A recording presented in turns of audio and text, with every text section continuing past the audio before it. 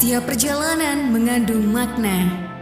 Setiap makna dibangun dari kesungguhan dalam ikhtiar agar menjadi pribadi yang bermanfaat.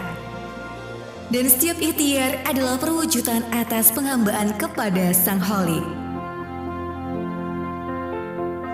Radio Kota Batik kembali mempersembahkan kisah-kisah teladan para pejalan sunyi yang berupaya menghayati kehidupan dalam Rihlah Sang Cendekia.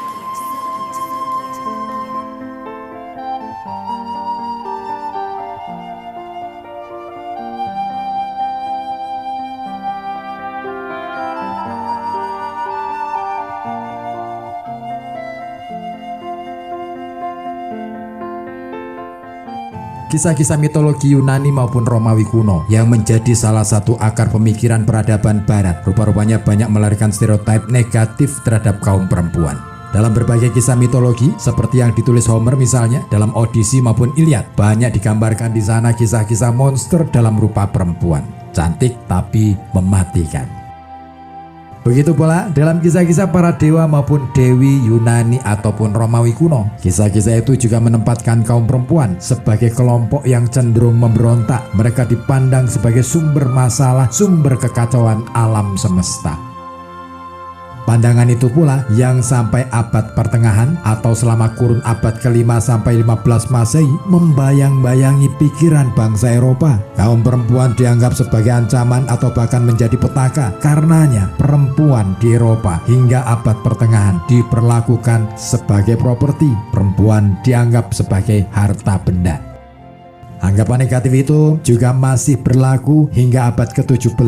Philip J. Adler dalam bukunya World Civilization menyebutkan perempuan di Eropa di abad ke-17 masih dianggap sebagai jelmaan atau alat bagi setan untuk menggoda manusia. Selain itu, perempuan juga dianggap tidak sempurna mulai dari awal penciptaannya. Pandangan yang lebih kurang serupa juga pernah disampaikan oleh filsuf Jerman abad ke-18 namanya Schopenhauer. Dalam bukunya The World as Will and Representation, ia bahkan sempat menyebut bahwa perempuan tidak perlu diberi peran yang lebih besar karena ia menilai watak kekanak-kanakan kaum perempuan akan menjadi sandungan. Hal itu berbeda dengan ajaran Islam yang justru memuliakan perempuan. Islam bahkan melarang perilaku yang mendiskriminasi perempuan, sebab secara kodratnya peran perempuan sangat penting bagi pembangunan peradaban yang lebih baik, terlebih-lebih ketika mereka menjadi seorang ibu. Mereka pula yang akan menjadi madrasah pertama bagi anak-anak.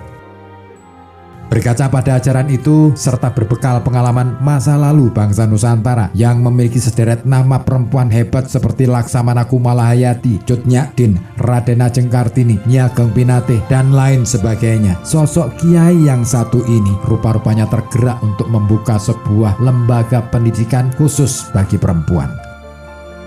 Langkah itu ia mulai pada tahun 1919.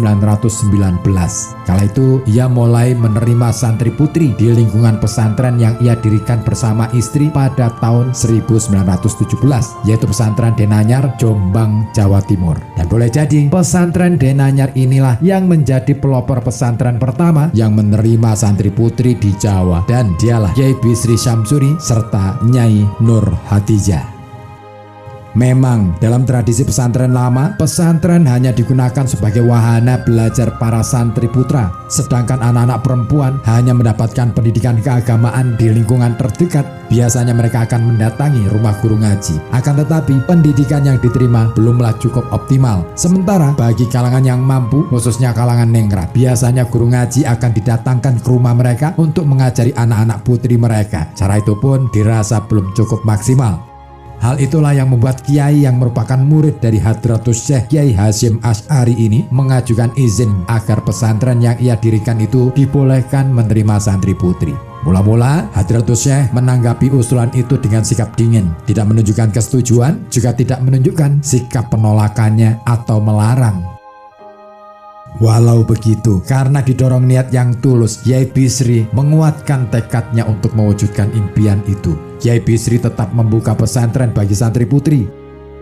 Setelah berjalan untuk beberapa lama tanpa dinyana, Hadratus Syekh Kiai Hasyim Asy'ari mengunjungi pesantren putri yang didirikan Kiai Bisri. Dan kunjungan itu benar-benar menjadi sesuatu yang tak disangka-sangka serta membuat hati Kiai Bisri bergembira. Ya, karena kunjungan Hadratus Syekh menjadi penguat bagi Kiai Bisri bahwa gurunya telah memberi izin dan setuju meskipun tidak melalui ucapan secara langsung.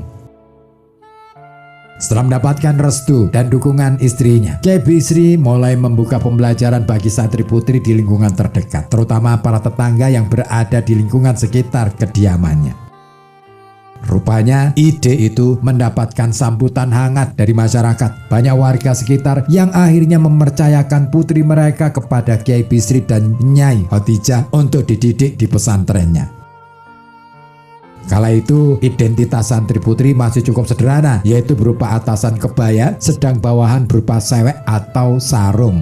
Untuk menutup kepala, santri putri mesti mengenakan kerudung yang diselempangkan. Karena kala itu jilbab belum menjadi tren sebagaimana sekarang. Mereka juga ditempatkan secara khusus tidak bercampur dengan santri putra.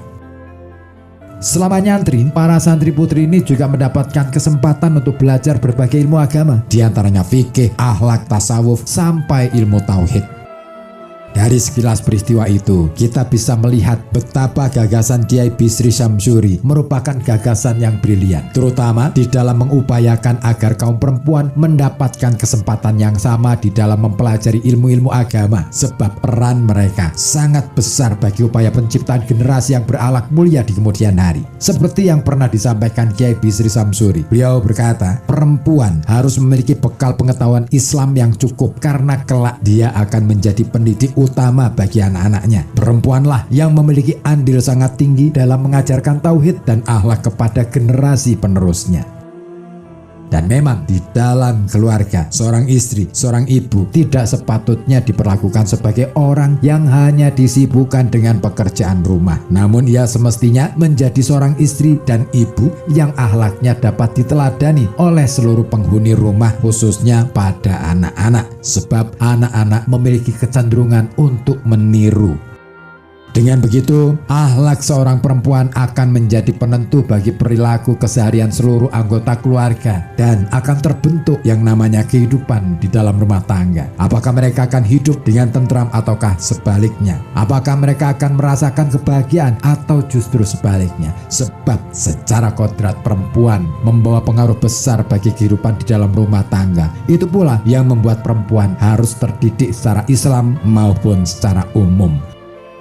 Sungguh keberanian Kiai Bisri untuk mendirikan pesantren putri ini merupakan sebuah gambaran betapa ia memiliki perhatian besar terhadap pendidikan bagi perempuan. Perempuan harus cerdas dan berakhlak, dan beliau juga memikirkan tentang masa depan bangsa ini.